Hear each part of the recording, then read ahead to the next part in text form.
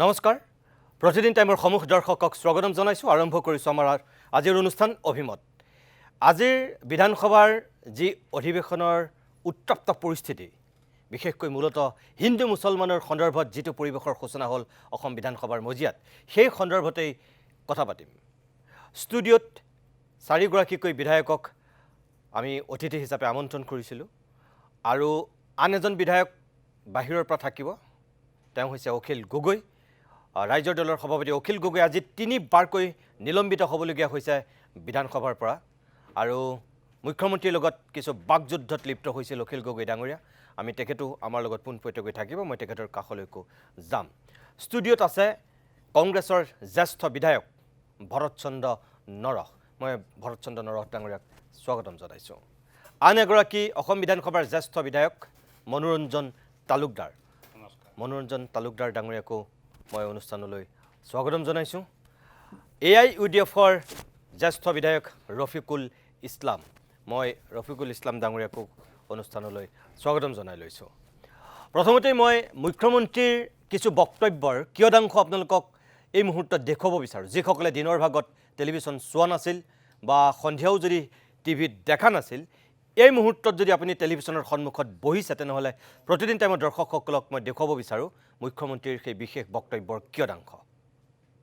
মাননীয় অধ্যক্ষ মহোদয় সভাস্থগিত প্ৰস্তাৱৰ ওপৰত সন্মানীয় অধ্যক্ষ মহোদয় সিদ্ধান্ত ল'ব মই তাৰ বিষয়ে একো ক'ব নাযাওঁ মই খালি পৰিস্থিতিৰ এটা সম্যক ধাৰণা দিছোঁ বিধানসভাত তথ্যবিলাক ক'ৰ পৰা কেনেকৈ কোট কৰা হয় মই নাজানো এটা ধৰ্ষণৰ ঘটনাও আমাৰ বাবে স্বীকাৰ্য নহয় কিন্তু যদি এটা কথা আমি চাওঁ যে পপুলেশ্যন বৃদ্ধি আৰু ধৰ্ষণৰ গোচৰ এই গোটেইবিলাক যদি আমি সম্যকভাৱে বিশ্লেষণ কৰোঁ তেতিয়াহ'লে বৰ্তমান আগৰ বহুত কেইখন চৰকাৰৰ তুলনাত অসমত অপৰাধীৰ সংখ্যা কমি গৈ আছে আৰু সেইকাৰণে NCRB ডাটাৰ ওপৰত যোৱা 3 বছৰ 4 বছৰৰ ডাটাৰ ওপৰত সদনত কেতিয়াবা আলোচনা হওক মোৰ কোনো আপত্তি নাই মই খালি সৰু এটা কথা কৈছোঁ 2014 চনত তৰুণ গগৈ ডাঙৰীয়া মুখ্যমন্ত্ৰী থকাৰ সময়ত অসমত ধৰ্ষণৰ ঘটনা 1980টা হৈছিল শেষ বছৰটোত আৰু যোৱা বছৰত 989টা হৈছে এতিয়া মই কোনো তাত ক্ৰেডিট ল'ব খোজা নাই কাৰণ 900 নাই কিন্তু এটা কথা আমাক বিধানসভাত 1036টা হৈছে বুলি তথ্য দি থৈছে আৰে উত্তৰ প্ৰশ্ন নহয় বিধানসভাত কিন্তু তথ্য দি থৈছে বেলেগকে পৰিৱেশ কিয় নষ্ট কৰে অধ্যক্ষ মহোদয় আপুনি বহক এই উত্তৰটো দিবলৈ চকীখনত দিয়ক কি না। আছে নাজানো তেখেতে কথা কৈ থাকোঁতে মই একবাৰ উঠা নাই চকীখন চেক কৰিব লাগে তাতে কি আছে তলত এইটো মানে মই নাজানো ভাই আমি বিধানসভাত এটা মৰ্যাদাত কথা কওঁ ধৰি ল'লো 1000 হ'ল মই মানি ল'লো যে ঠিক আছে 1040টা তথাপিতো অধ্যক্ষ মহোদয় 2014 চনৰ তুলনাত 1980 এই যে যেটো 5টা বজাত বজাইছিলো যে পপুলেশ্যনো বাঢ়িছে কিন্তু এটা কথা ঠিক যে এটা অপৰাধীৰ সংখ্যাও আমাৰ কাৰণে গ্ৰহণযোগ্য নহয় গতিকে ৰেপৰ ক্ষেত্ৰত মই PWD ৰাস্তাৰ লগত কম্পেয়াৰ নকৰোঁ এজনো যদি ধৰ্ষিতা হৈছে সেইটো সমাজৰ বাবে দুখৰ কথা কিন্তু যি ধৰণে ইয়াত ষ্টেটিষ্টিক্সটো দিয়া হৈছে তেনেকৈ নহয় যদি পৰিসংখ্যাৰ ওপৰত ডিবেট হয় তেতিয়াহ'লে আপোনালোকেতো মোক মালা পিন্ধাব লাগিব যোৱা 2 বছৰত নেশ্যনেল ক্ৰাইম ৰেকৰ্ড ব্যুৰোৰ যদি ইয়াত ডেটাৰ ওপৰত কেতিয়াবা আলোচনা হয় আৰু মোৰ কোনো আপত্তি নাই অহা সপ্তাহতো অহাকালিও এটা শ্বৰ্ট মোচন দি দিয়ক যোৱা 3 বছৰৰ ডেটাটো ইয়াতো আৰু ময়ো মেনিপুলেট কৰিব নোৱাৰোঁ it is a official data এটা বিহাৰৰ লগত কম্পেয়াৰ কৰে 3 বছৰত অসমৰ মুখ্যমন্ত্ৰীয়ে চমৎকাৰ কৰিবতো নোৱাৰে ইম্প্ৰুভমেণ্ট কৰিব পাৰে গতিকে যোৱা 10 বছৰত আমি কৰা ইম্প্ৰুভমেণ্টখিনি আৰু এয়া আছিল মুখ্যমন্ত্ৰী হিমন্ত বিশ্ব শৰ্মাৰ আৰম্ভণিৰ বক্তব্য এইখিনিলৈকে মোটামুটি ঠিকেই আছিল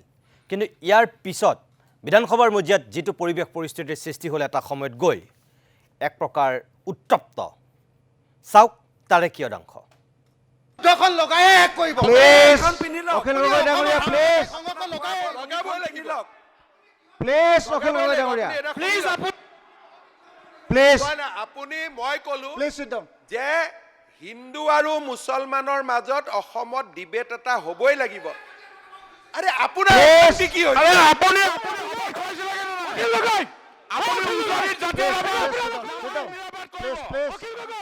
প্লিজ চিট ডাউন প্লিজ আমাৰ মুছলমান এমএলএ খিনিও যুক্তি শুনিবৰ কাৰণে ৰাজি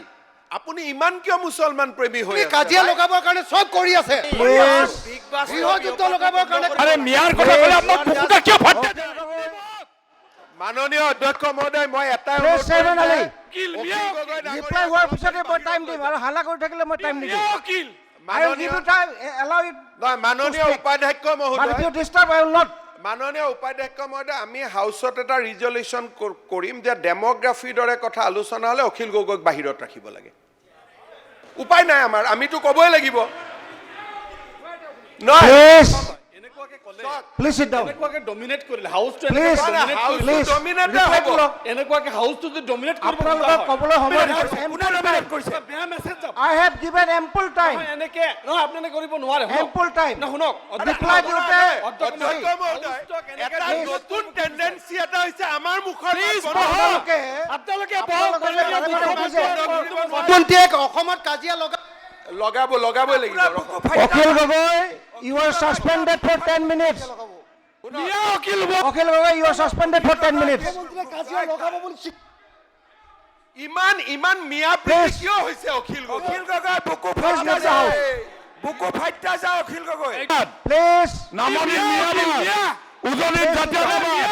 নামনিৰ মিয়াবাদ please, উজনিত জাতীয়তাবাদ please, নামনিৰ মিয়াবাদ please,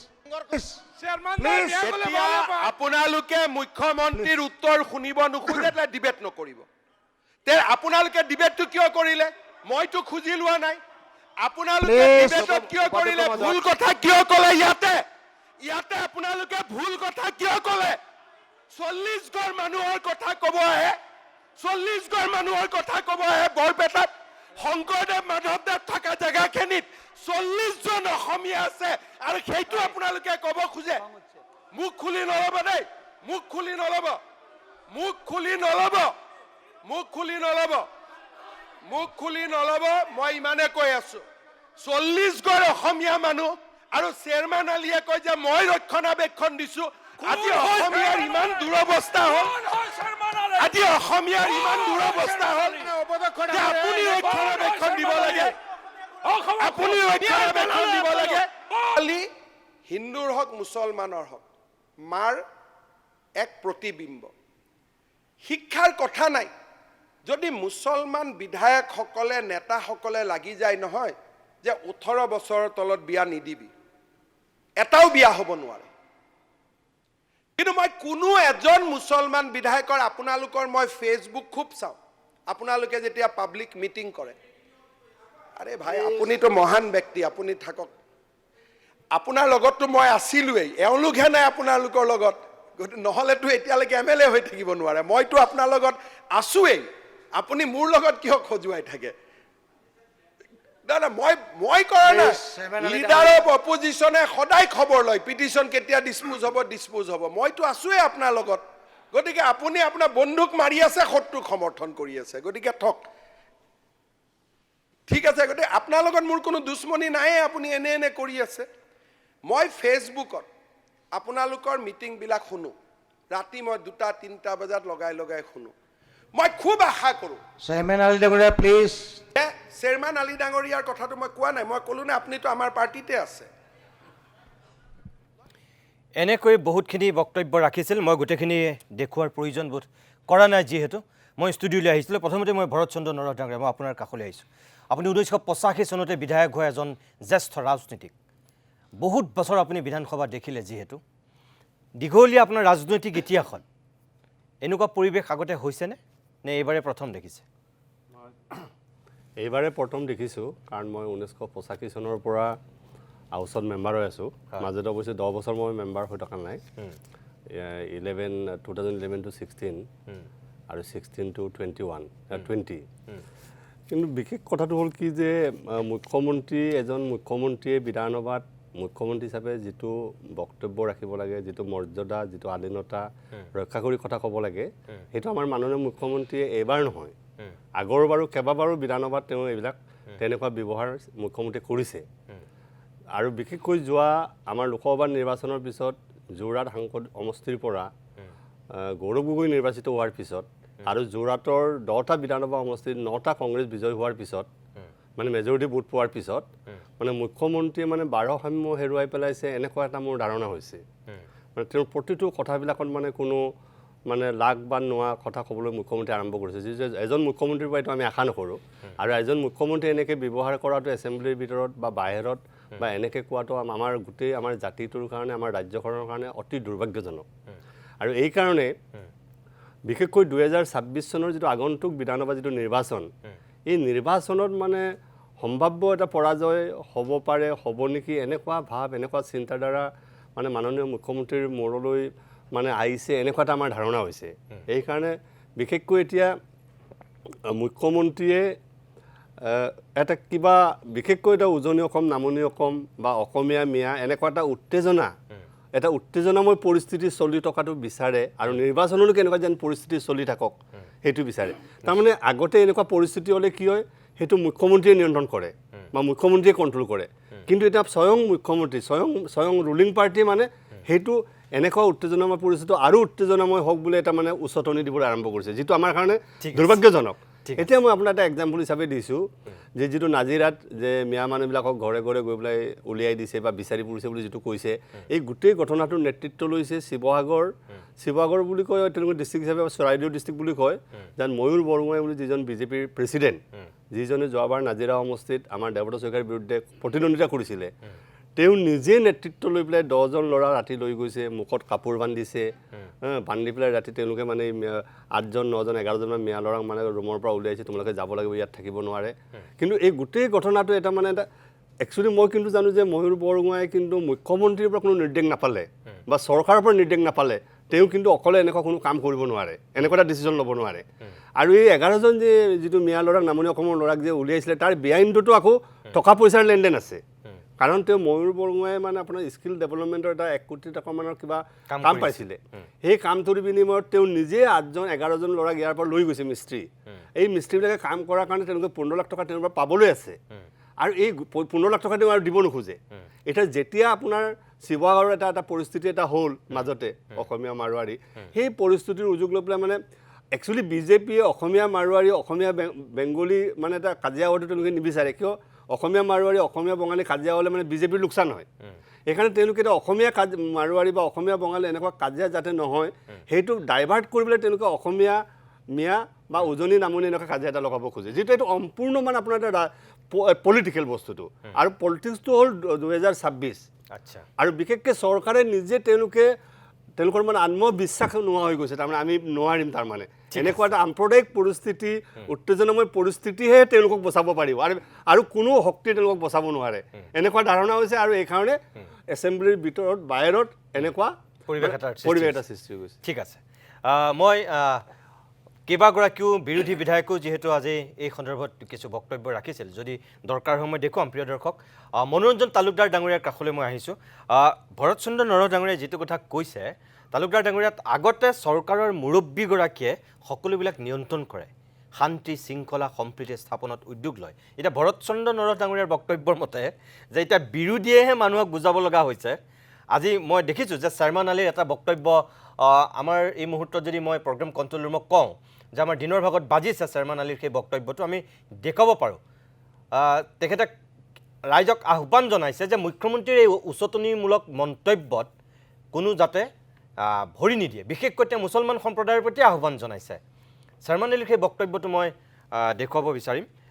কিন্তু আপোনাক মই এইটো কথা ক'ব বিচাৰোঁ যে এতিয়া আপোনালোকে ক'ব লগা হৈছে মানুহক যে আপোনালোকে সংযম ৰক্ষা কৰক, এই হিন্দু মুছলমানৰ এই মানে জালখনত আপোনালোকে ভৰি নিদিব বা অসমখনৰ শান্তি সম্প্ৰীতি আপোনালোকে বিনষ্ট নকৰিব। এতিয়া তাৰমানে বিৰোধীয়ে সেই কথাটো ক'বলগীয়া হৈছে নেকি? বিধানসভাৰ ভিতৰত হওক, বিধানসভাৰ বাহিৰত হওক, যিটো কথা মুখ্যমন্ত্ৰীয়ে ক'ব লাগিছিল, যিটো কথা চৰকাৰী পক্ষই ক'ব লাগিছিল, সেইটো কথা এতিয়া ওলোটা হৈছে নেকি? তাৰমানে ভৰত চন্দ্ৰ নৰহ ডাঙৰীয়াৰ কথা মতে এইটো কথাটো সঁচা, কাৰণ মুখ্যমন্ত্ৰী আমাৰ ৰাজ্যৰ দুৰ্ভাগ্য এইটো, আমাৰ মুখ্যমন্ত্ৰীজনে তেওঁ মুখ্যমন্ত্ৰী হোৱাতকৈ বিজেপিৰ বা সংঘ পৰিবাৰৰ প্ৰবক্তা ৰূপে কাৰ্যনিৰ্বাহ কৰি বেছি ভাল পায় আৰু তেওঁ দীৰ্ঘ সময়ত ধৰি পেলাই প্ৰতিটো আমি 21 চনৰ নিৰ্বাচনতো দেখিছোঁ তেওঁ এটা গোষ্ঠী বিশেষকৈ মুছলিম জনসাধাৰণৰ ওপৰত তেওঁ সমস্ত প্ৰচাৰ কনচেনট্ৰেট কৰিছিল মিয়াৰ ভোট নালাগে 35-35ৰ বিৰুদ্ধে যুদ্ধ সভ্যতা দুটা সভ্যতাৰ যুদ্ধ এই ধৰণৰ নেৰেটিভ এটা তেওঁ লৈ গৈ আছে গৈ এতিয়া সদ্যহতে পাৰ্লামেণ্টৰ নিৰ্বাচনৰ পিছত উজনি অসমত যিটো অৱস্থা সৃষ্টি হৈছে তেওঁ নিশ্চিতভাৱে শংকিত যে 26 চনত তেওঁৰ বিৰুদ্ধে জনমত এইবাৰ সংগঠিত হ'ব নিৰ্বাচনত এই ভয়টো খায়েই কেনেকৈ এই সমৰ্থনৰ ভিত্তিটো কাৰণ 21ত তেওঁলোকে বহুত পৰিমাণে চিট পাই গ'ল উজনি অসমত ভাবিব নোৱাৰাৰ ধৰণে এতিয়া সেই ভিত্তিটো হেৰুৱাৰ ভয়ত তেওঁ এতিয়া পাহৰি গৈছে তেওঁ এজন মুখ্যমন্ত্ৰী আৰু তেওঁ সংবিধানৰ শপত লৈ পেলাই মুখ্যমন্ত্ৰী হৈছে আৰু সংবিধানৰ শপত লৈ পেলাই মুখ্যমন্ত্ৰী হৈ তেওঁ নিৰ্দিষ্টভাৱে একেবাৰে উচ্চ স্বৰে মুছলমানৰ বিৰুদ্ধে তেওঁ লাগি যাব তেওঁ তাৰ বিৰুদ্ধে ব্যৱস্থা গ্ৰহণ কৰিব তেওঁ ক'বয়ে এই ধৰণে এছাৰ্ট কৰি পেলাই যিবিলাক কথা এছেম্বলিত কৈছে আমি যথেষ্ট পৰিমাণে লজ্জিত হৈছোঁ শংকিত হৈছোঁ আজি দেশৰ বা ৰাজ্য এখনৰ মুখ্যমন্ত্ৰী যদি সংবিধান উলংঘা কৰাৰ এনেকুৱা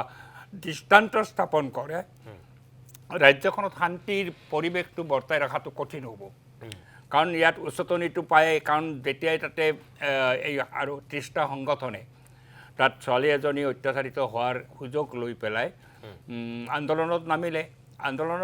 নামিলে তেওঁলোকে শেষত গৈ পেলাই এনেকুৱা এটা পৰিস্থিতি সৃষ্টি কৰি দিলে যাতে মাৰোৱাৰী সমাজৰ এটা অংশ আহি পেলাই ক্ষমা খুজিব লগা এটা অৱস্থা হ'ল আৰু তেওঁলোকে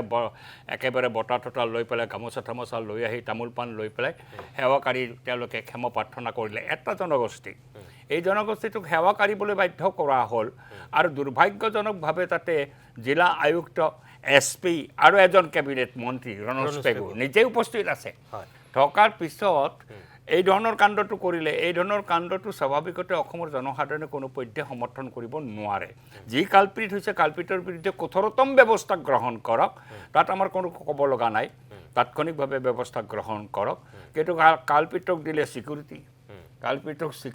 দি পেলাই তাতে যিটো কাণ্ড কৰিলে এই কাণ্ডটোৰ প্ৰতিক্ৰিয়া যেতিয়া নেগেটিভ হ'ল তাৰ পিছতে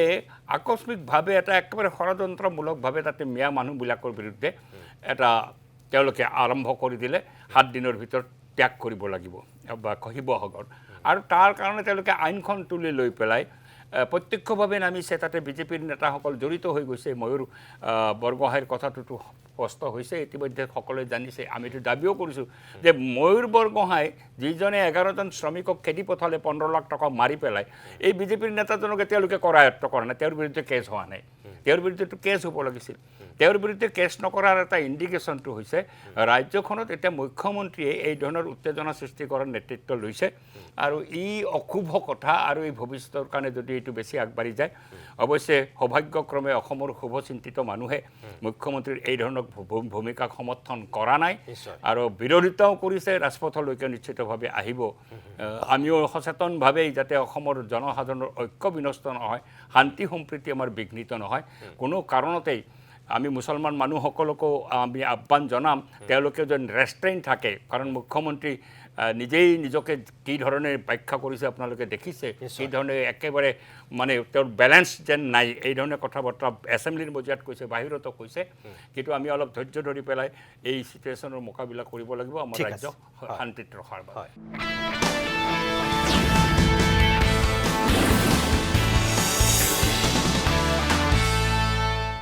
মই অখিল গগৈয়ে কিছু সময়ৰ পূৰ্বে তৃতীয়বাৰৰ কাৰণে যেতিয়া তেওঁ সদনৰ পৰা আজি নিলম্বিত হ'বলগীয়া হৈছিল কি বক্তব্য আগবঢ়াইছিল মই অকণমান দেখুৱাই লৈছোঁ তাৰপিছতে আমি ৰফিকুল ইছলাম ডাঙৰীয়াৰ কাষলৈ পোনে আহিম এইবাৰ কৰিলে আধা ঘণ্টা মোৰ দুখটো কি মই কৈছোঁ যে মুখ্যমন্ত্ৰী ডাঙৰীয়া আপুনি আৰু হিন্দু মুছলমানৰ কথা নক'ব কাণ বিষাই গৈছে মূৰ ঘূৰাই গৈছে আমি নোৱাৰোঁ অকল অসমীয়া মানুহে হিন্দু মুছলমানৰ কথা পাতি থাকিব নোৱাৰোঁ আমি ভৱিষ্যতৰ কথা পাতিব লাগে একেলগে কেনেকৈ অসমীয়া জাতিটোৰ ভৱিষ্যত গঢ়িব লাগে তাৰ কথা পাতিব লাগে অকল 2026ৰ নিৰ্বাচনক কেন্দ্ৰ কৰি হিন্দু আৰু মুছলমানৰ মাজত যুদ্ধ লগাবৰ কাৰণে চেষ্টা কৰি থাকিলে নহ'ব মুখ্যমন্ত্ৰী ডাঙৰীয়া আৰু মই মুখ্যমন্ত্ৰীক কৈছোঁ আপুনি ৰজা নহয় যি মন যায় ইয়াত কৈ থাকিব আমি সব ইয়াতে সমান MLA আপুনি নিজৰ ইচ্ছামতে ইয়াতে সাম্প্ৰদায়িক মঞ্চৰূপে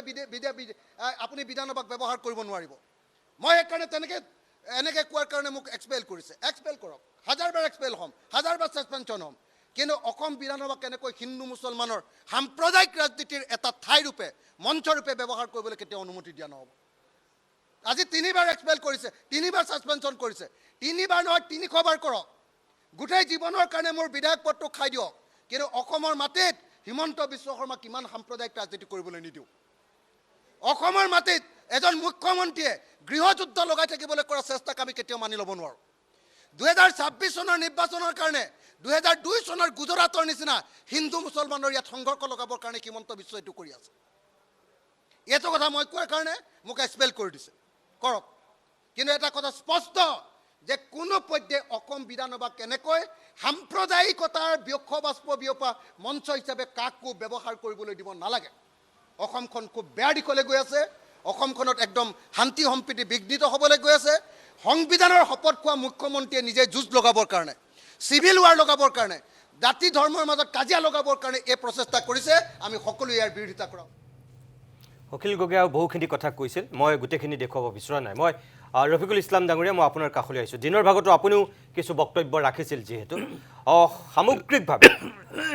অখিল গগৈ বা ভৰতচন্দ্ৰ নৰক বা তালুকদাৰ ডাঙৰীয়াই যিখিনি কথা কৈছে, সঁচাকৈ কথাবিলাক এতিয়া তেনেকুৱা দিশত গুচি গৈছে নেকি? নিশ্চিতভাৱে কথা তেনেকৈ গৈ আছে। মুখ্যমন্ত্ৰী ডাঙৰীয়া কিছুদিনৰ পৰা আমি লক্ষ্য কৰিছোঁ তেখেতে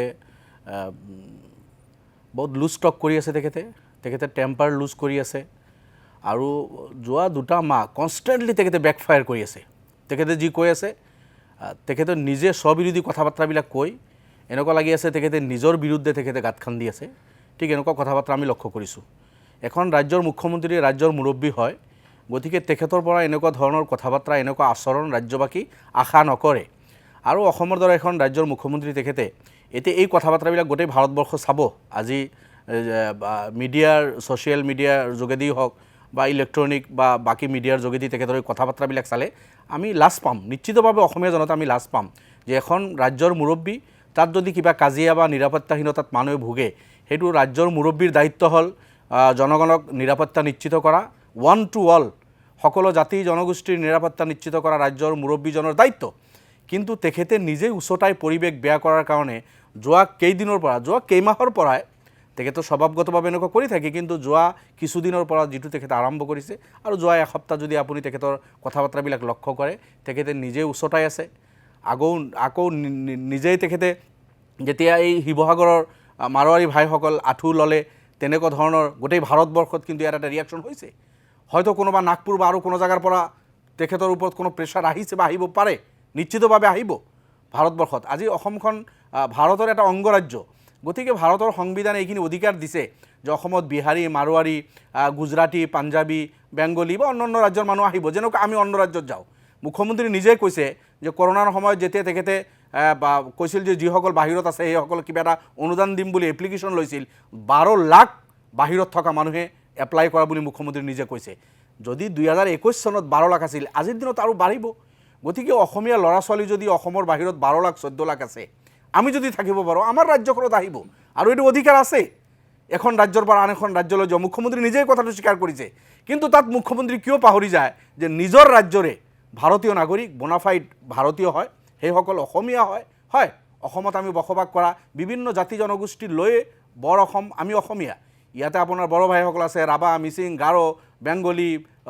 আপোনাৰ মণিপুৰী কমিউনিটি আছে, মিয়া কমিউনিটি ইত্যাদি কৰি বহুত ধৰণৰ কমিউনিটি আমি আছোঁ, কিন্তু আমি সকলো অসমীয়া। গতিকে নিজৰ ৰাজ্যৰ এখন জিলাৰ পৰা আন এখন জিলালৈকে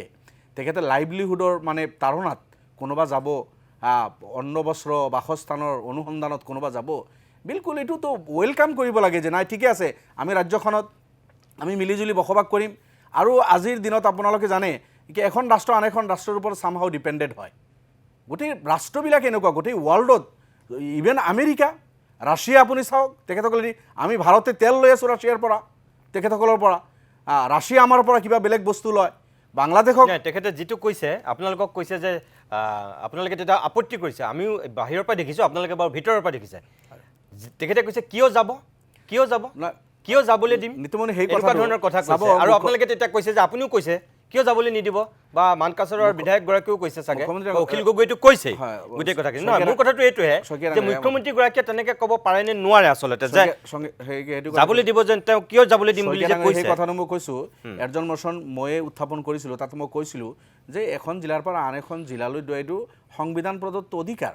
এখন জিলাৰ পৰা আন এখন জিলালৈকে যাব পাৰে এই শব্দটো আপুনি যদি মোৰ সেইখিনি ওলাই চাই বিলকুল ৰেকৰ্ড আছে বিধানসভাৰ মজিয়াত এখন জিলাৰ পৰা আন এখন জিলালৈকে যাব পাৰে এখন ৰাজ্যৰ পৰা আন এখন জিলালৈকে যাব পাৰে মই ইভেন এক্সাম্পল দিছিলোঁ যে আপুনি বা আমাৰ মন্ত্ৰীসকল বা MLA সকলৰ বহুতৰ ঘৰ দিল্লীত আছে কেইবাখন ৰাজ্য অতিক্ৰম কৰি গৈ দিল্লীত মাটি বাৰী কিনি তাতে ঘৰ বাৰী বনাব যদি আমি পাৰোঁ নিজৰ এখন ৰাজ্যৰ পৰা এখন জিলাৰ পৰা আন এখন জিলালৈকে কিয় যাব নোৱাৰিব সেই কথাটো তেখেতে টুইষ্ট কৰি ক'লে যে আগ্ৰাসন চলাইছে আপুনি দখল কৰিব বোলে নামনি অসম দখল কৰাৰ পিছত দখল কৰাৰ দখল পিছত কৰিব আপোনালোকে ল'বই এই কথাটো তেনেকৈ ক'লে বোলে আমি ল'বই তেনেকুৱা কোৱা নাই এই মানুহখিনি ক্ষুদ্ৰ ব্যৱসায়ী সৰু সুৰা ব্যৱসায় কাম কৰিবলৈ যোৱাৰ কথা তেখেতসকলে হয় মই কাম কৰাৰ কথা কওঁ সৰু আজি ৰাস্তাত আপুনি চাব মুখ্যমন্ত্ৰী ডাঙৰীয়াৰ মই এইটোও কৈছোঁ আপোনাৰ ডিপাৰ্টমেণ্ট আপোনাৰ লোক নিৰ্মাণ বিভাগৰ যিবিলাক শ্ৰমিক কাম কৰি আছে ইয়াৰ মোৰ দেন হয়তো 80% হ'ব যিসকল হয়তো মিয়া জনগোষ্ঠীৰ এইসকল বনোৱা এইসকল হ'ব ঘৰত বিল্ডিং হৈ আছে কোনোবা মিস্ত্ৰী কাম কৰি আছে সেই 50% 70% এই জনগোষ্ঠীৰ মানুহে হ'ব হয়তো কাম কৰি আছে সৰু সৰু ব্যৱসায় বাণিজ্য তেখেতসকলে কৰিছে গতিকে সব জাগাৰে আপাৰ আসামৰো হয় সংখ্যাত কম হ'লেও আমাৰ বৰপাটাতো আছে বৰপাটা ৰোডতো আছে গোৱালপাৰাতো আছে ধুবুৰীতো আছে কিন্তু সংখ্যাত কম হয় এইফালৰ মানুহ হয় বেছি আছে গুৱাহাটীত গোটেই অসমৰ মানুহ আমি আছোঁ মুখ্যমন্ত্ৰী মই নিজে বৰপাটাৰ মই গুৱাহাটীত থাকোঁ আজি ভৰতদা আজি গুৱাহাটীত আছে আজি মুখ্যমন্ত্ৰীৰ আগতে নলবাৰীৰ পৰা আহি গুৱাহাটীত ঘৰ বনাইছে গতিকে ঠিক তেনেকৈ নিজৰ ৰাজ্য যদি এখন জিলাৰ পৰা আন এখন জিলালৈকে যাব নোৱাৰে আমাৰ এই কথাখিনি কিন্তু মুখ্যমন্ত্ৰী ডাঙৰীয়াই টুইষ্ট কৰি তেখেতে বেলেগ ধৰণৰ কৈ বেলেগ ফালে লৈ যাব বিচাৰিলে কিন্তু জনগণেতো দেখিছে আমি তেনেকুৱা ধৰণৰ কথা কোৱা নাই মুখ্যমন্ত্ৰীয়ে সেই স্থিতিটো লোৱা বুলি চবেইতো আপোনালোকে ক'লেই মোৰ কথা হ'ল যে তেওঁ সেইটো স্থিতি কিয় লৈছে এতিয়া তেখেতে এইটো স্থিতি লৈ তেখেততো আপোনাৰ সেই হিন্দু মুছলমান কৰিব বিচাৰিছে আৰু এটা জনগোষ্ঠীক তেখেতে টাৰ্গেট কৰিছে আৰু এটা মুখ্যমন্ত্ৰীৰ কাৰণে এইটো বিলকুল মানে আপোনাৰ দুৰ্ভাগ্যজনক এইটো যে এটা মুখ্যমন্ত্ৰী সংবিধানৰ শপত খাইছে সকলো জাতি জনগোষ্ঠীৰ কাৰণে মই সমদৃষ্টি সকলো জাতি জনগোষ্ঠীক চাম সকলো জাতি জনগোষ্ঠীৰ নিৰাপত্তা নিশ্চিত কৰিম তেখেতে একেবাৰে জোৰ গলাই কৈছে যে মই নকৰোঁ বুলি কৈছে তাৰমানে মিয়া জনগোষ্ঠীৰ ওচৰত তেখেতে থিয় নিদিয়ে বুলি এনেকৈ জোৰ গলাত কৈছে এইটো দুৰ্ভাগ্যজনক বিধানসভাৰ মজিয়াত এনেকুৱা ধৰণৰ সংবিধানৰ শপত খাই সংবিধানৰ বিৰুদ্ধে গৈ এনেকুৱা ধৰণৰ কথা বাৰ্তা এই কথাখিনি কিন্তু কাম্য নহয় কোনো পদ্ধতি গতিকে মই ভাবোঁ মুখ্যমন্ত্ৰী ডাঙৰীয়াৰ এই কথা বাৰ্তাত আমি এই জালত পৰিব নালাগে হিন্দু মুছলমান তেখেতে কৰিব তেখেতে সন্মুখত ইলেকশ্যন আছে তাত ফল ল'ব বিচাৰিব আপাৰ আসাম মই কেইবাদিনৰ পৰা মই আহ্বান দি আছোঁ আপাৰ আসামৰ সচেতন নাগৰিকসকলক তাতে বহুত ভাল মানুহ আছে বহুত নহয় মোৰ দেন 90% মানুহ এইবিলাক নিবিচাৰে গতিকে আমি তেখেতসকলক কৈছোঁ ৰিকুৱেষ্ট কৰিছোঁ ছ'চিয়েল থকা বহুত মানে সচেতন নাগৰিক আছে যে তেখেতসকলে নিশ্চয় ভাৰতীয় এইসকল নাগৰিক এই বনোৱা এই সৰু সৰু ব্যৱসায়ী কৰা এইসকলক প্ৰটেকশ্যন তেখেতে দিব মুখ্যমন্ত্ৰী দিব বিচৰা নাই কিন্তু জনগণে দিব দি আছে এইটো আমি আশাবাদী মই ধন্যবাদ জনাইছোঁ আপোনাক মই আপোনাৰ অকণমান সময়ৰ কাৰণে আমি এইখিনিতে বাণিজ্যিক বিৰতি ল'ম অখিল গগৈ ডাঙৰীয়াও ইতিমধ্যে আমাৰ লগত লাইনৰ সংযোগ হৈছে আমি তেখেতৰ কাষলৈকো যাম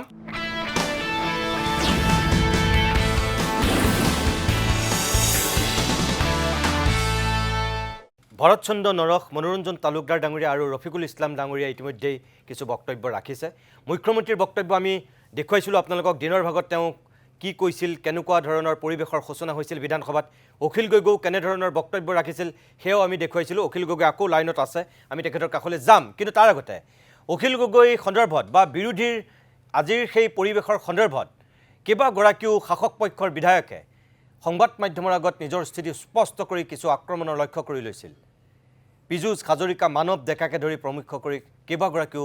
মন্ত্ৰী বিধায়ক সৰব হৈছিল মই অকণমান তেখেতসকলৰ বক্তব্য এইখিনি মুহূৰ্তত দেখুৱাই ল'ব বিচাৰোঁ তাৰপিছতে আমি অখিল গগৈৰ কাষলৈ পোনে পোনে যাম অখিল গগৈ ডাঙৰীয়াই আজি ৰাতিপুৱা বিধানসভাৰ প্ৰাংগণত এখন নক্সা এখন ছবি প্ৰদৰ্শন কৰিছে তাতে মুখ্যমন্ত্ৰী ডাঙৰীয়াক তেখেতে ধৃতৰাষ্ট্ৰ বুলি কৈছে মুখ্যমন্ত্ৰী ডাঙৰীয়াই নাৰীৰ সুৰক্ষাৰ কাৰণে কিমানখিনি কৰিছে আৰু তেখেতে অতি দৃঢ়ভাৱে নাৰীক যোনেই গাত হাত দিছে নাৰীক ব্যৱহাৰ কৰিছে মুখিমূৰ কৰিবলৈ অহৰহ প্ৰয়াস চলাইছে অসমত যিসকলে নাৰীক ধৰ্ষণ কৰে নাৰীক দুৰ্ব্যৱহাৰ কৰে মেক্সিমামেই হৈছে 90% হৈছে এটা বিশেষ সম্প্ৰদায়ৰ ব্যক্তি এই বিশেষ সম্প্ৰদায়ৰ দুঃশাসনসকলৰ জ্যেষ্ঠ ভাতৃকোণ দুৰ্যোধন অখিল গগৈ ডাঙৰীয়া গতিকে দুৰ্যোধনকো মুখিমূৰ কৰা হ'ব আৰু দুঃশাসনকো মুখিমূৰ কৰা হ'ব আমাৰ চৰকাৰে এই ক্ষেত্ৰত কোনোদিনেই থমকি নৰয়। অখিল গগৈ ডাঙৰীয়াই আজি ৰাতিপুৱা অখিল গগৈয়ে কাজিৰঙাত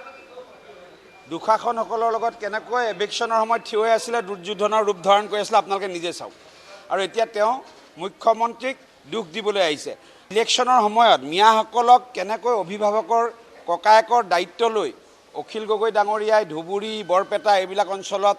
তেওঁলোকৰ মাজত সোমাই পৰিছিলে, সেয়া আপোনালোক সকলোৱে জানে। আৰু মিয়াসকলেও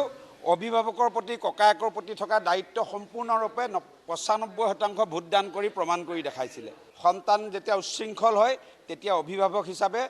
অখিল গগৈ, দুৰ্যোধন অখিল গগৈ ডাঙৰীয়াই তেওঁলোকক যাতে ঠিক কৰাৰ দিহা পৰামৰ্শ কৰে, সেয়া আমি অনুৰোধ। মই পোনে পোনে অখিল গগৈ ডাঙৰীয়াৰ কাষলৈকে যাব বিচাৰিছোঁ। গগৈ ডাঙৰীয়া, আপুনি আজি 3বাৰকৈ নিলম্বিত হৈছে, যথেষ্ট আপোনাৰ আজি ভাগৰো লাগি আছে, বুজি পাইছোঁ। তথাপিও পীযুষ হাজৰিকা, মানৱ ডেকাহঁতৰ মতে আপুনিতো দুৰ্যোধন। আজি অসম বিধানসভাত যিটো ভূমিকা লৈছে, আপুনি দুৰ্যোধনৰ ভূমিকা লোৱা বুলি আপোনাক তেওঁলোকে সমালোচনা কৰিছে। মুখ্যমন্ত্ৰীৰ লগতো আপোনাৰ তীব্ৰ বাকযুদ্ধ হৈছে আমি দেখিছোঁ। সামগ্ৰিকভাৱে যিখিনি কথা আপুনি বাহিৰত আহি কৈছিলহি সেয়া অসমৰ ৰাইজে দেখিছে। তথাপিও এইখিনি মুহূৰ্তত আপোনাক পোনপটীয়াকৈ যিহেতু আমি আজিৰ অভিমতত লৈছোঁ, বিধানসভাৰ যিটো পৰিৱেশ হ'ল, কিয় হোৱা বুলি ভাবে? কিয় আজি তেনেকুৱা এটা অসমৰ মানুহে ইমান হিন্দু মুছলমান সেই পৰিৱেশটো ইমান তেনেকুৱাকৈ দেখিবলগীয়া হ'ল?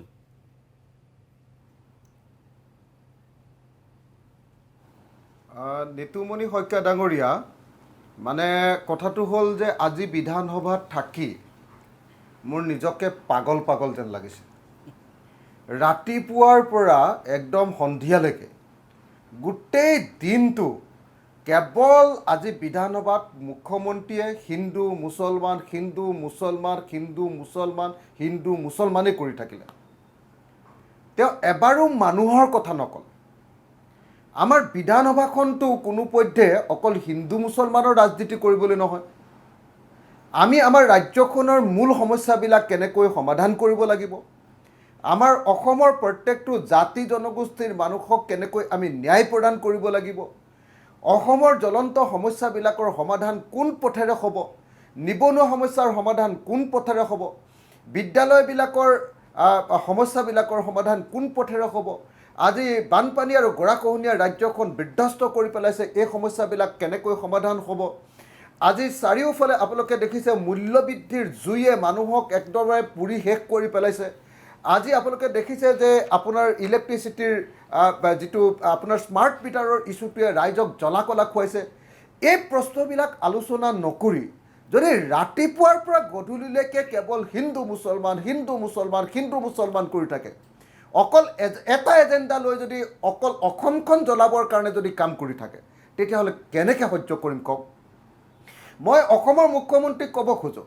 যে মুখ্যমন্ত্ৰী ডাঙৰীয়া 2024 চনৰ লোকসভা নিৰ্বাচনত আপোনাৰ অলপহে পৰাজয় হৈছে।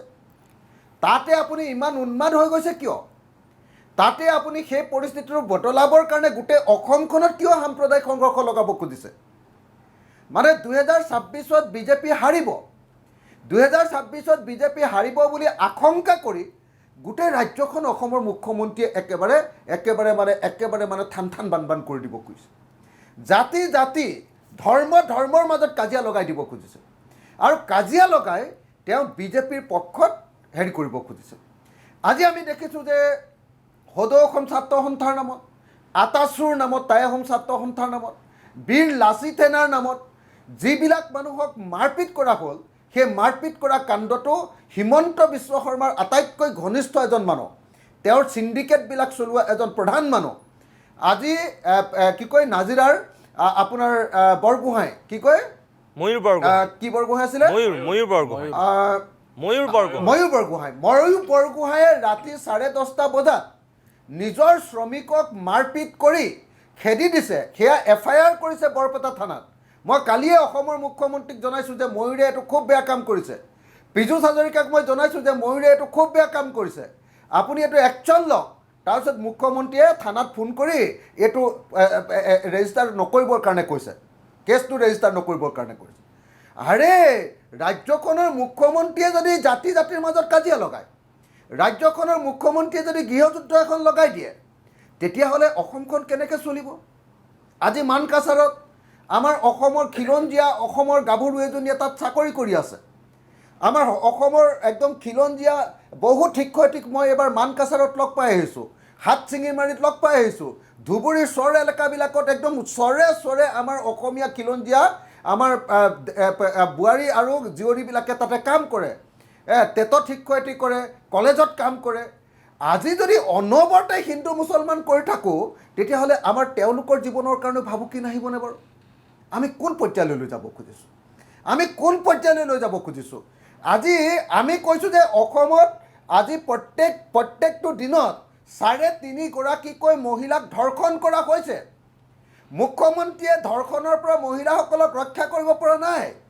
আইন শৃংখলা পৰিস্থিতিৰ পৰা অসমক বচাব পৰা নাই। সেই কথাটো কওঁতে তেওঁ কৈ দিয়ে যে মুছলমানে ৰেপ কৰিছে। হয়, মুছলমান মানুহৰো কোনোবাই ৰেপ কৰিছে, তেওঁলোককো কঠোৰতম শাস্তি দিব লাগে, আমি ফাঁচি দিব লাগে বুলি কৈছোঁ। আমি কৈছোঁ যে এতিয়া এই ঢিঙৰ যিটো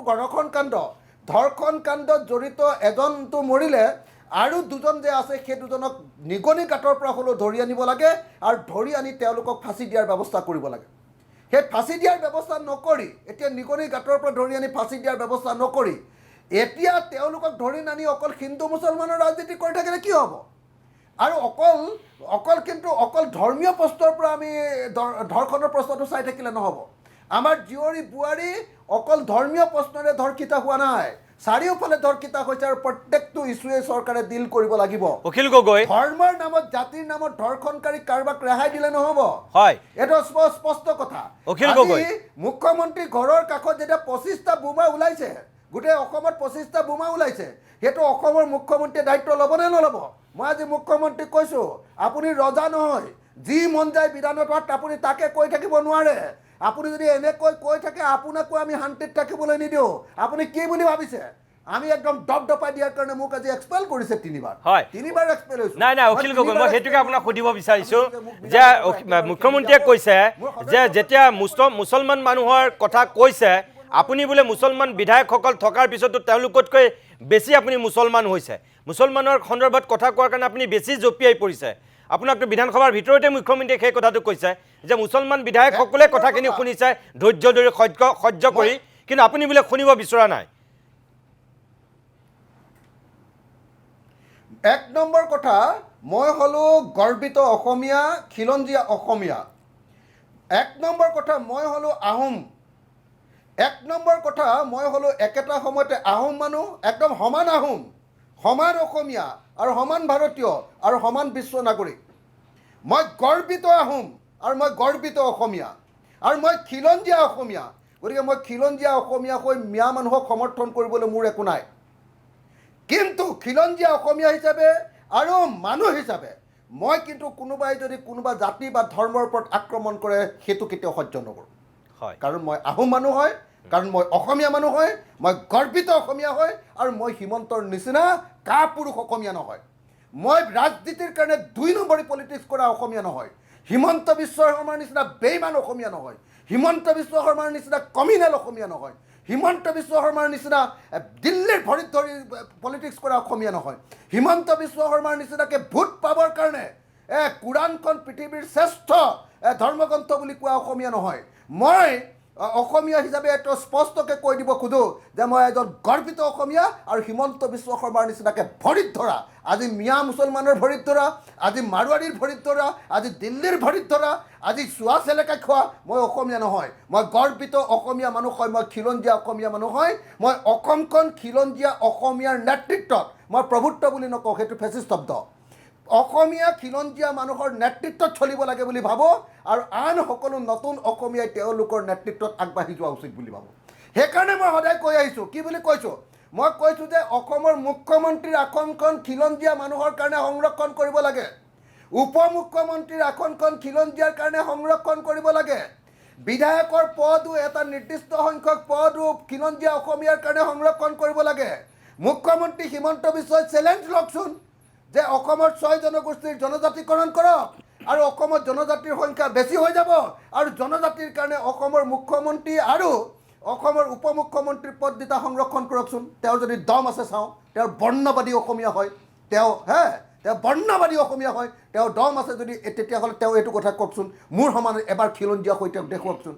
হে, আমি আহোম মানুহ হয় দেই, আমি চিধা চিধি কথা কোৱা মানুহ। এনেকুৱা হিমন্তৰ নিচিনা 2 নম্বৰে ফাল্টুৰাম আমি পলিটিচিয়ান নহয়। ঠিক আছে। এনেকুৱা ফাল্টুৰাম পলিটিচিয়ানে অসমত হিন্দু মুছলমানৰ লগত কাজিয়া লগাবৰ কাৰণে, জাতি জাতিৰ লগত কাজিয়া লগাবৰ কাৰণে যি ব্যৱস্থা কৰিছে, আজি 27টা সংগঠনৰ ওপৰত জাননী জাৰি কৰিছে। আৰে মোৰ শিৱসাগৰৰ সংগঠনৰ প্ৰত্যেকজন নেতাৰ ওপৰত যেতিয়া জাননী জাৰি কৰিছে, কেলে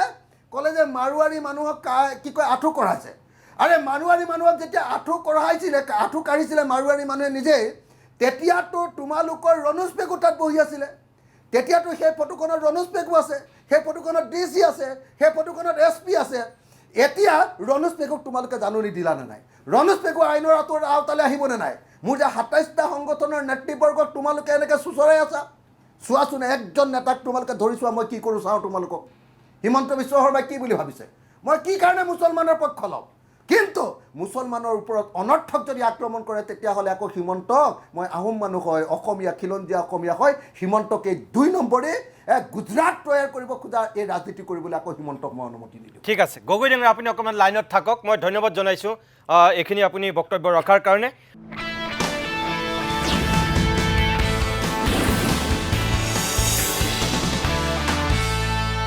ভৰতচন্দ্ৰ নৰহ ডাঙৰীয়া, মই আপোনাৰ কাষলৈ আহিছোঁ। এতিয়া কথা হ'ল যে অখিল গগৈয়ে মাত্ৰ কৈছেই যে তেওঁ আজি নিজকে পগলা লাগিছে। ৰাতিপুৱাৰ পৰা একেবাৰে গধূলিলৈকে অকল অসমীয়া, মিয়া বা হিন্দু মুছলমান এই সোপাৰ মাজতে তেওঁ থাকিবলগীয়া হ'ল।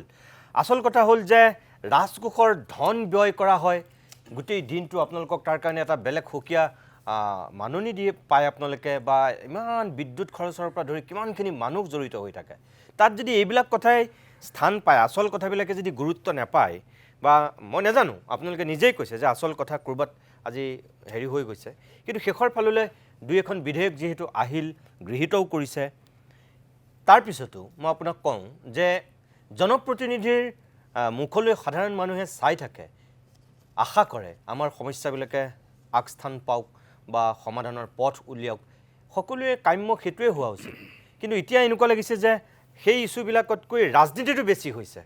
26লৈ বহু দিন আছে চাবলৈ গ'লে। 26ৰ আগৰ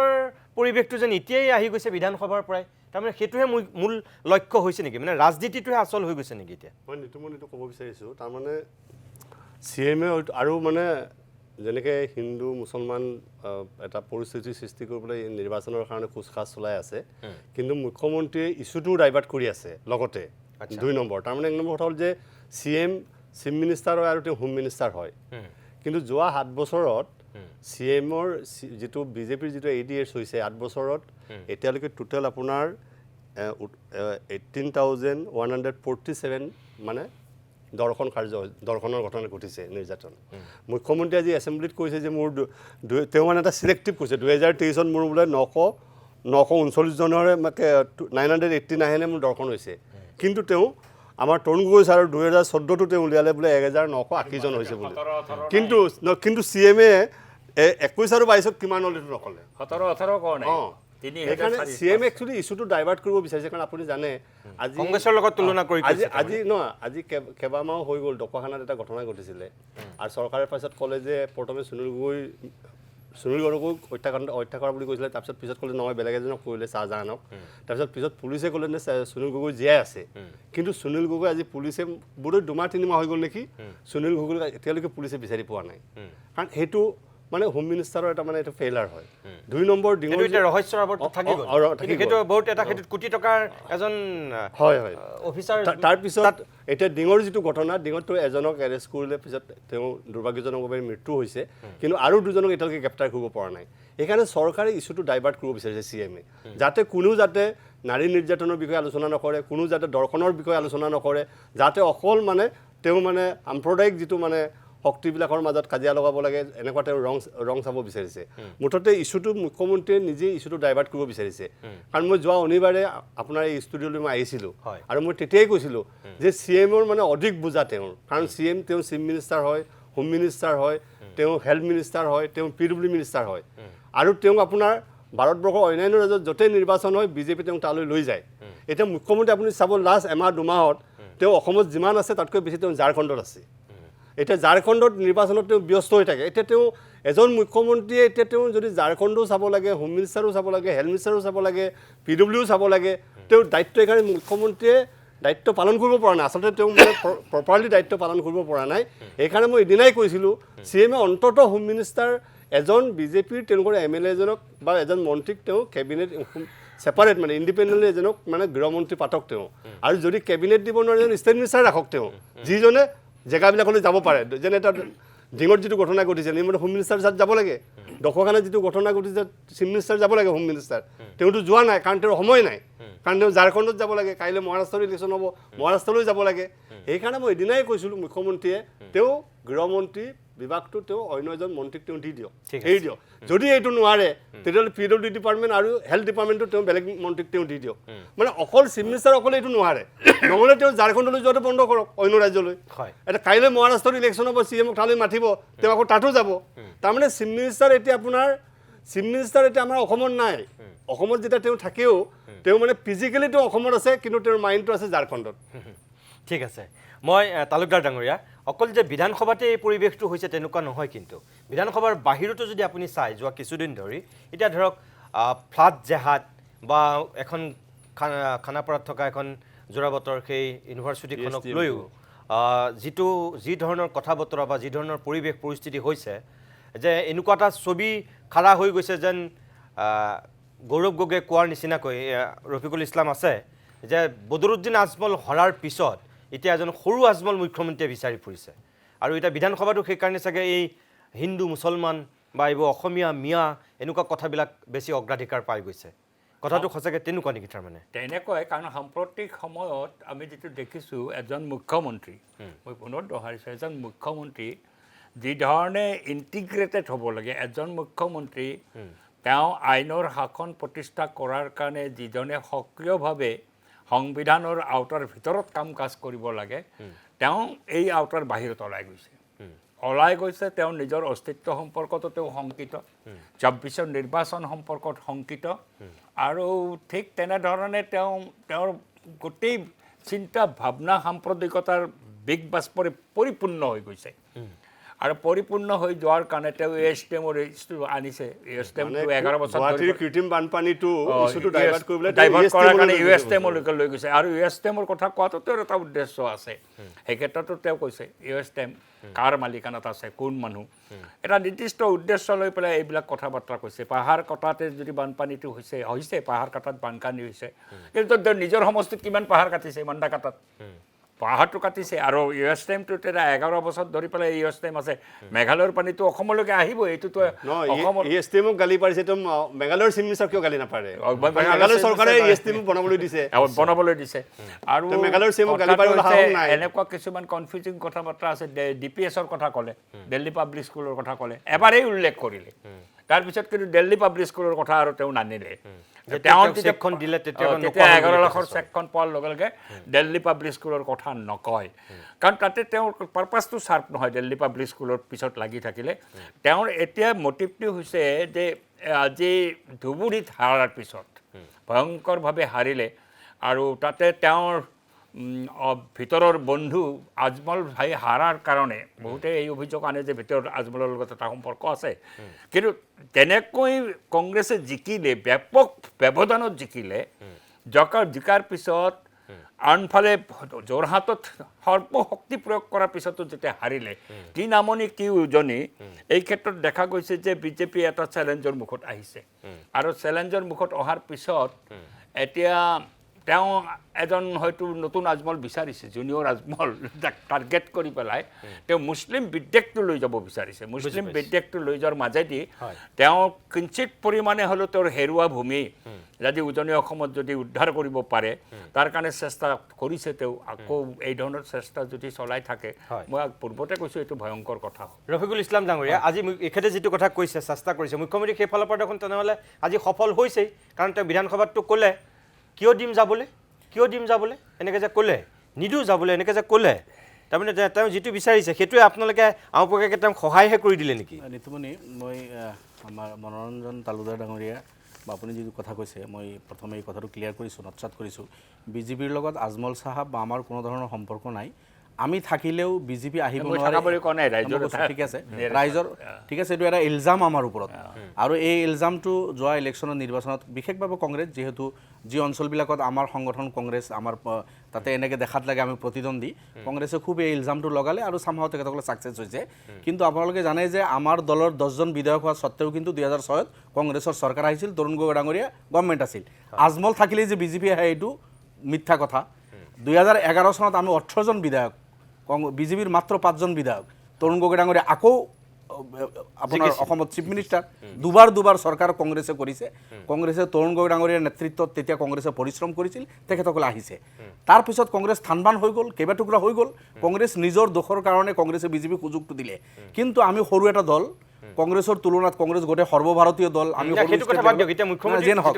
গতিকে সেই ইলজামটো তেখেতসকলে কৰাৰ কাৰণে সুযোগ পালে সেইটো মই নৎসাত কৰিছোঁ কোনো ধৰণৰ বিজেপিৰ লগত সম্পৰ্ক নাই বিজেপিৰ লগত যিমান দুশ্মনী মানে ব্যক্তিগত কোনো দুশ্মনী আমাৰ নাই পলিটিকেল দুশ্মনী আমি যিমান কৰোঁ কংগ্ৰেছৰ সিমান নাই কংগ্ৰেছৰতো বহুত বন্ধু মুখ্যমন্ত্ৰী কৈ থাকে আৰু আছেও সেইটো আপোনালোকেও জানে যিয়ে নহওক এতিয়া মুখ্যমন্ত্ৰীয়ে সাম্প্ৰদায়িক পলিটিক্স কৰা নতুন কথা নহয় আপোনালোকে দেখিছে আৰম্ভণিৰ পৰা তেখেতে এফালে কয় মাদ্ৰাছা বন্ধ কৰে তেখেতে মাদ্ৰাছা বন্ধ কৰে চৰকাৰী পইচা দি স্বাধীনতাৰ আগৰ পৰা চলি থকা মাদ্ৰাছা তেখেতে ৰাতাৰাতিৰ ভিতৰত বন্ধ কৰি দিলে যে চৰকাৰী পইচা দি এইখিনি আমি পঢ়াব নোৱাৰোঁ অথচ মাদ্ৰাছাত লিটাৰেচাৰ শিকোৱা হয় নীতি শিক্ষা দিয়া হয় জেনেৰেল ছাবজেক্ট ইংলিছ সব কিছু থকাৰ পিছতো সেইখিনি বন্ধ কৰি এতিয়া তেখেতে এই কৰ কাটালৰ পইচা কিন্তু ৰিলিজিয়াছ পাৰপজত খৰচ কৰি আছে তেখেতে চাব স্ববিৰোধী কিমান কাম তেখেতে কৰে এফালে ৰাতাৰাতিৰ ভিতৰত মাদ্ৰাছা বন্ধ কৰে যে ডক্টৰ ইঞ্জিনিয়াৰ বনাব লাগিব মুছলমানৰ ল'ৰা ছোৱালী আনফালে ডক্টৰ ইঞ্জিনিয়াৰ হ'লে তেখেতে তেতিয়া কয় যে শিক্ষাৰ জেহাদ চলাইছে আজমলে শিক্ষাৰ জেহাদ চলাইছে মাহবুবুলে শিক্ষাৰ জেহাদ চলাইছে গতিকে এই ধৰণৰ তেখেতৰ স্ববিৰোধী যিবিলাক বক্তব্য আৰু সাম্প্ৰদায়িক বক্তব্য এখন ৰাজ্যৰ মুৰব্বীৰ পৰা কোনেও কামনা নকৰে এতিয়া পীযুষ হাজৰিকাৰ এই এটা কথা আপোনালোক যে ক'লে যে এইকেইদিন ঘটি যোৱা 90% বিশেষ এটা সম্প্ৰদায়ৰ অথচ আপোনালোকে মিডিয়াক মই ধন্যবাদ দিছোঁ অসমৰ মিডিয়া চামহাও নিৰপেক্ষভাৱে দেখাইছে যোৱা 5 দিনত 15টা ঘটনা অসমত হৈছে 9টা ঘটনা পীযুষ হাজৰিকা আৰু মানৱ বৰা যিহঁতৰ লগত উঠা বহা কৰে সেইসকলৰ মাজৰ পৰাই হৈছে সেইসকল কিন্তু মুছলমান সম্প্ৰদায়ৰ নহয় এই 15টাৰ 9টাৰ ঘটনা অনামুছলিমৰ দ্বাৰা হৈছে মাত্ৰ বুলি মই নকওঁ 6টাও বহুত এটাও হ'ব নালাগে 6টাও ঘটনা মুছলমানৰ দ্বাৰা হৈছে আৰু এটা কথা মই শেষ কৰিব লাগিব কোনোবা এজন সঁচাকৈ ৰেপিষ্ট যদি নিৰ্ধাৰিত কৰি যে আপুনি যদি ফাঁচিত লটকাই দিয়ে এইটো কোৰাণৰ কথা মুছলমানটো ভিতৰি চবেই সন্তুষ্টই হয় কোনো বিৰোধিতা কোনো নকৰে কিন্তু মুখ্যমন্ত্ৰী যেনেকৈ নিজৰ জনগোষ্ঠীক বচাব বিচাৰিছে তাত এনেকুৱা ইমান বেয়া কামৰ আৰু তেখেতসকলে উৎসাহিত হ'ব আৰু বেয়া হ'ব গতিকে মুখ্যমন্ত্ৰীক মই আহ্বান জনাম যে আপুনি তেনেধৰণৰ চশমা আপুনি খোলক সকলো জাতি জনগোষ্ঠীৰ প্ৰতি লক্ষ্য ৰাখক সকলো নিৰাপত্তা দিয়ক সকলোৰ কাৰণে চিন্তা কৰক আপুনি মই অনুষ্ঠানটো শেষ কৰিব বিচাৰিছোঁ অখিল গগৈ আপুনি একেবাৰে শেষত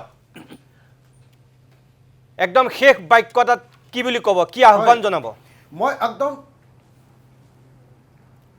মানে হিমন্ত বিশ্ব শৰ্মাই 2026ৰ নিৰ্বাচনত জিকিবৰ কাৰণে অসমক 2002 চনৰ গুজৰাটৰ নিচিনাকৈ সাম্প্ৰদায়িক সংঘৰ্ষৰ ৰণথলীত পৰিণত কৰিব খুজিছে আৰু সেইটো হ'বলৈ আমি জীয়াই থাকোঁতে হিমন্ত বিশ্ব শৰ্মাক অনুমতি নিদিওঁ এইটো কথা স্পষ্ট কৰি দিওঁ যে মোৰ সমান খিলঞ্জীয়া হিমন্ত বিশ্ব শৰ্মা নহয় মই খিলঞ্জীয়া মানুহৰ যিটো স্পিৰিট বহন কৰি থাকোঁ অনবৰতে সিমান খিলঞ্জীয়াৰ স্পিৰিট বহন কৰি থাকিব পৰা মানুহ হিমন্ত বিশ্ব শৰ্মা নহয় হিমন্ত বিশ্ব শৰ্মা এজন 2 নম্বৰী অসমীয়া আৰু হিমন্ত বিশ্ব শৰ্মাই 2 নম্বৰী কথাৰে অসমৰ মানুহৰ মাজত যিটো সংঘৰ্ষ লগাব খুজিছে এইটো কেতিয়াও হ'বলৈ নিদিওঁ অসমত 2002 চনৰ গুজৰাট কৰিবলৈ নিদিওঁ সাম্প্ৰদায়িক সংঘৰ্ষ লগাবলৈ নিদিওঁ ইয়াত খিলঞ্জীয়াৰ আধিপত্য নহয় নেতৃত্ব থাকিব লাগিব নিশ্চিতভাৱে থাকিব লাগিব মই অখিল গগৈ মই ধন্যবাদ জনাইছোঁ আপোনাক বহুত ধন্যবাদ এইখিনি সময় দিয়াৰ কাৰণে প্ৰিয় দৰ্শক বহুতে হয়তো ভাবিব যে 4জন বিধায়ক কিন্তু শাসক পক্ষৰ ফালৰ পৰা আমি কাকো মতা নাই নহয় মানৱ ডেকাক আমি আজিৰ অনুষ্ঠানটোলৈ মাতিছিলোঁ মানৱ ডেকা আহিম বুলিও কৈছিল কিন্তু এই অনুষ্ঠানটোৰ আগে মানৱ ডেকাই কৈছে যে তেখেতৰ বিধায়িনী দলৰ বৈঠক আহ্বান কৰা হ'ল আৰু য'ত 3 লাইন হুইপ দিয়া হৈছে বিধায়কসকলক উপস্থিত থাকিবৰ কাৰণে আৰু সেই কাৰণে তেখেত অনুষ্ঠানটোত উপস্থিত থাকিব নোৱাৰিলে গতিকে কোনোবাই যাতে নেভাবে আমি একপক্ষভাৱে বিৰোধী অকল বিধায়কসকলক লৈ আজিৰ অভিমত কিয় আয়োজন কৰিছোঁ আমি শাসক পক্ষৰ ফালৰ পৰাও মাতিছিলোঁ মানৱ ডেকা আহিম বুলিও কৈছিল কিন্তু শেষ মুহূৰ্তত তেখেত উপস্থিত নাথাকিল গতিকে তাৰ কাৰণে আমি দায়ী নহয় আৰু বাকীখিনি যিখিনি কথা আজি ইয়াত কৈছে আপোনালোকে বিচাৰ কৰিব সঁচাকৈ অসমীয়া বা হিন্দু মুছলমান এই কথাবিলাকে বিধানসভাখনৰ যিটো পৰিৱেশ বিনষ্ট কৰিছে নেকি? মুখ্যমন্ত্ৰীয়ে ক'ৰবাত সঁচাকৈ মুখ্যমন্ত্ৰীৰ যিটো মৰ্যাদা ক'ৰবাত তেখেতৰ বক্তব্যৰে সেয়া লাঘৱ কৰিছে নেকি? আমি নাজানো। এখেতসকলে জানিব, অসমৰ ৰাইজে দেখি আছে টেলিভিশ্যনত সকলোবিলাক, আপোনালোকে বিচাৰ কৰিব। যদি ক'ৰবাত তেনেকুৱা গণ্ডগোল হৈছে, মুখ্যমন্ত্ৰীয়ে কিন্তু নিজক ক'ৰবাত সংশোধন কৰক, আৰু যদি ঠিকেই কৰিছে তেনেহ'লে তাত ক'বলগীয়া নাই। আজিৰ অভিমত ইমানতে সামৰিছোঁ। নমস্কাৰ।